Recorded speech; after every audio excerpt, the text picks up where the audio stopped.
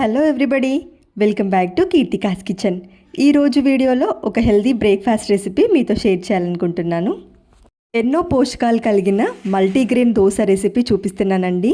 మనం రెగ్యులర్గా చేసే దోశ రెసిపీ కన్నా ఇది 4 టైమ్స్ హెల్దీ దోశలు అన్నమాట. ఇవి ఇలా నేను చూపించే కొలతలతో చేసుకుంటే పర్ఫెక్ట్గా సాఫ్ట్గా కుదురుతాయి. రెగ్యులర్గా చేసే దోశల కన్నా ఇవి చాలా రుచిగా కూడా ఉంటాయి. ముందుగా బౌల్లో 1 కప్పు దాకా రైస్ని తీసుకోవాలి.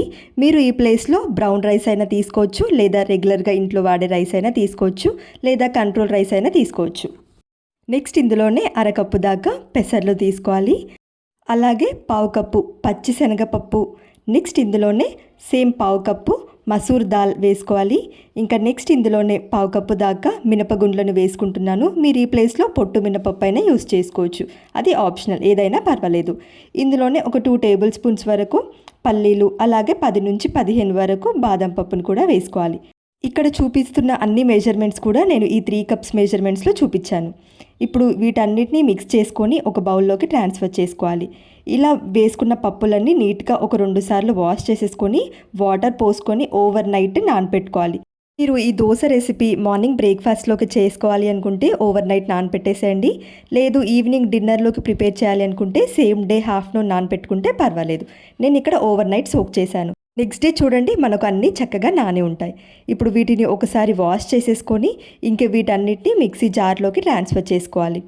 ఇందులోనే ఒక 2 పచ్చిమిర్చి, అలాగే 1/2 ఇంచ్ అల్లం వేసేసుకొని, అలాగే ఒక గుప్పెడు కరివేపాకు వేసుకోండి.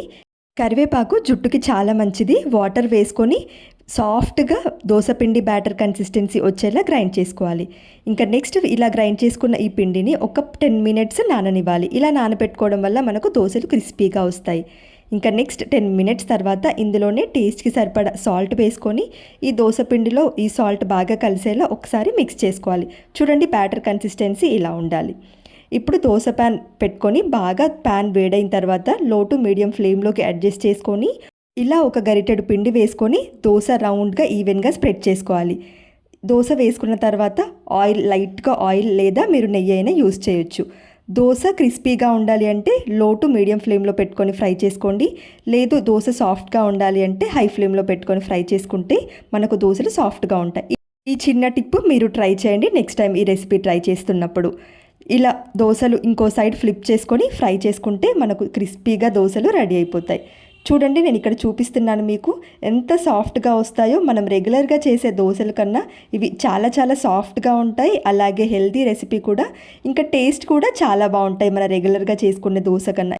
చూసారుగా, రెసిపీ మీకు నచ్చితే లైక్ చేయండి. ఇలాంటి మరిన్ని ఇంట్రెస్టింగ్ రెసిపీస్ కోసం ఛానల్ని సబ్స్క్రైబ్ చేయండి. Thank you for watching.